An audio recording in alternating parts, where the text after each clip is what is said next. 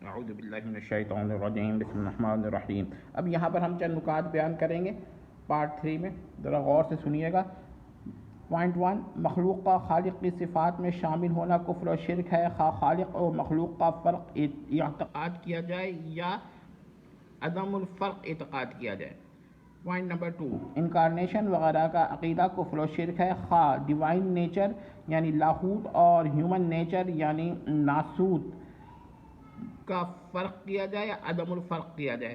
تو یاد رکھیے گا، ڈیوائن نیچر جو ہے وہ غیر مخلوق ہوگا اور ہیومن نیچر مخلوق ہوگا۔ پوائنٹ نمبر 3، باری تعالیٰ کی صفات مختصہ کا غیر اللہ کے لیے اعتقاد شرک ہے، اور صفات مختصہ کا غیر اللہ کے لیے ہونا محال عقلی ہے، اور یہ عقیدہ کفر و شرک ہے۔ ٹھیک ہے، صفات غیر مختصہ یعنی کمیونیکیبل ایٹریبیوٹس جو باری تعالیٰ کی ہیں، وہ عطائی اور ایجادی طور پر غیر اللہ کو مل سکتی ہیں، لیکن ان کے ملنے سے نہ انسان یا مخلوق خدا بنتا ہے، نہ گاڈ جی اسمال بنتا ہے، نہ منی گاڈ بنتا ہے، نہ منی گاڈیس بنتا ہے، نہ کریٹڈ گاڈ بنتا ہے، نہ کریٹڈ گاڈیس بنتا ہے، نہ ڈیمی گاڈ بنتا ہے، اور نہ آلمائٹی گاڈ جی کیپٹل بنتا ہے۔ تو ان صفات کے ملنے سے کچھ بھی نہیں ہوتا، یعنی انسان انسانی رہتا ہے، کسی بھی قسم کا خدا نہیں بنتا ہے۔ ٹھیک ہے، تو آپ نے یہ دیکھا کہ جہلمی صاحب نے کتنی خطرناک باتیں کہی ہیں، اور ان میں سے آپ کسی کا بھی انکار کریں کہ نہیں یہ بن سکتا ہے وہ بن سکتا ہے، تو پھر وہ کفر و شرک ہے ہی ہے۔ یعنی کہ مثال کے طور پر آپ کہہ سکتے ہیں کہ بھائی جو کمیونیکیبل ایٹریبیوٹس ہیں خدا کی، وہ اگر کسی انسان کو عطائی طور پر بیسٹورڈ طور پر مل جائیں تو وہ منی گاڈ بن جائے گا، تو کفر و شرک ہو جائے گا۔ اچھا جی، پوائنٹ نمبر 4، خدا یا گاڈ یا ڈیٹی یا تھیوس وغیرہ کے الفاظ سب الہ کے تراجم ہیں السنۂ مختلفہ میں، لہذا خدا ماننا الہ ماننا ہے، الہ ماننا خدا ماننا ہے، گاڈ ماننا الہ ماننا ہے، اور الہ ماننا گاڈ ماننا ہے۔ منی گاڈ الہ صغیر ہے، اور کریٹڈ گاڈ الہ مخلوق ہے، یعنی جمع ہوگی آلیہ مخلوقہ۔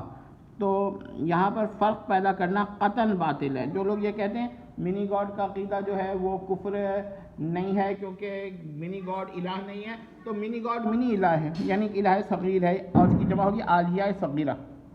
یہ بالکل ان لوگوں نے جہلمی صاحب نے دین کا کباڑہ کرنے کی کوشش کی ہے۔ آگے سنتے ہیں، جب غیر اللہ کی عبادت جو فعل عبد ہے، یعنی کہ عبد کا فعل ہے، ایکٹ ہے، وہ غیر اللہ کے لیے کفر و شرک ہے۔ پوائنٹ، تو اس اعتبار سے خدا کی صفت یعنی صفات کو غیر اللہ کے لیے اعتقاد کرنا اولا کفر و شرک ہوگا۔ یہ بہت اچھا پوائنٹ ہے، یہ آپ سمجھ لیجئے۔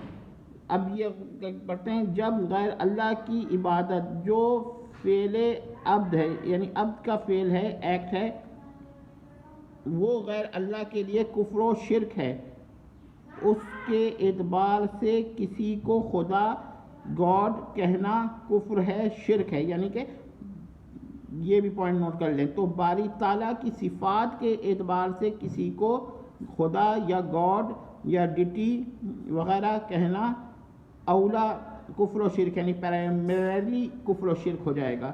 یاد رکھیے، غیر اللہ کی عبادت کفر و شرک ہے، خواہ اس غیر اللہ کو مستحق العبادہ اعتقاد کر کے اس کی عبادت کی جائے، یا اس کو غیر و مستحق العبادہ اعتقاد کر کے اس کی عبادت کی جائے۔ اب آگے سنیے، پس جہلمی صاحب شرک فی صفات کے قائل ہیں، یہ پوائنٹ ہم نے ثابت کیا ہے۔ اب ہم آتے ہیں شرک فی الافعال پر۔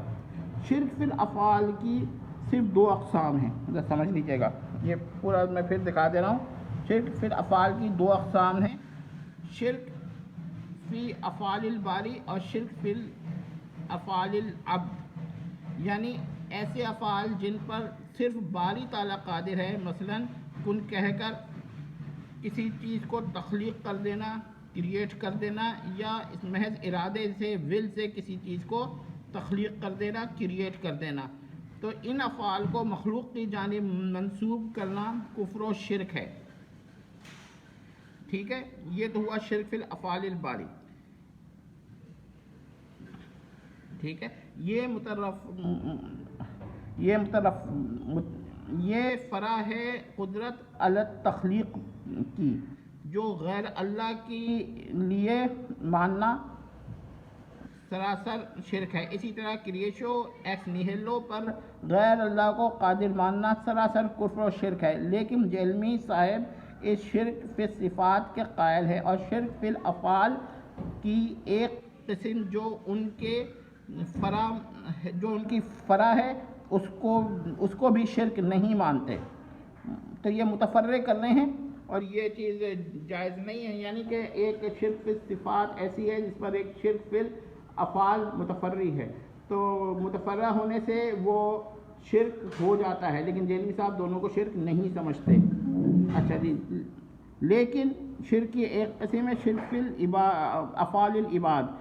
اس میں جہلمی صاحب اولیاء پرستوں کو یعنی وینریشن جو کرتے ہیں یا وینریشن کے قائلین کو کہ بعض اعمال کو جو غالیانہ ہیں اور ان اولیاء کی جانب غالیانہ کرامات کی جو نسبت ہے ان کو وہ رد کرتے ہیں اور اس کو شرک سمجھتے ہیں.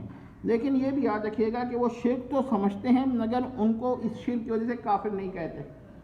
اب آپ نے جتنے بھی ان کی ویڈیوز دیکھی ہوں گی جس میں توہین کر رہے ہوں گے وہ بڑے بڑے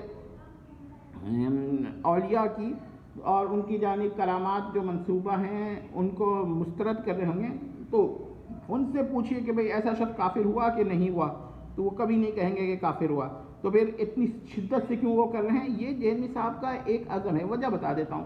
اس کی وجہ یہ ہے کہ جہلمی صاحب آخرت میں یہی صفات اور یہی قدرت مانتے ہیں، تو وہ ما قبل آخرہ کس طرح تکفیر کر سکتے ہیں؟ یہ نہیں ہے کہ ان کو ان لوگوں سے بڑی محبت ہے، بلکہ ان کا اپنا اصولی مذہب ہے کہ وہ آخرت کے بعد، مثال کے طور پر آج اگر آپ کہیے کہ فلاں پیر نے ارادہ کیا اور ایک چیز پیدا ہو گئی تو وہ کہیں گے شرک ہے. لیکن جب آپ کہے گا یہی شخص قیامت میں ارادہ کرے گا جنت کے اندر منی گاڈ بن کر، کریٹڈ گاڈ بن کر، تو بھی شرک ہوگا، تو وہ کہیں گے نہیں ہوگا. یہ کیسے ہو سکتا ہے کہ شرک جو ہے وہ وقت کا پابند ہو جائے؟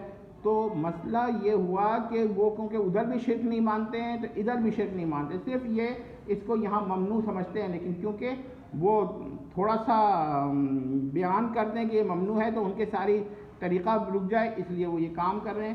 انشاءاللہ نیکسٹ میں لیکچر میں ہم آپ کو بہت کچھ بتائیں گے. والسلام.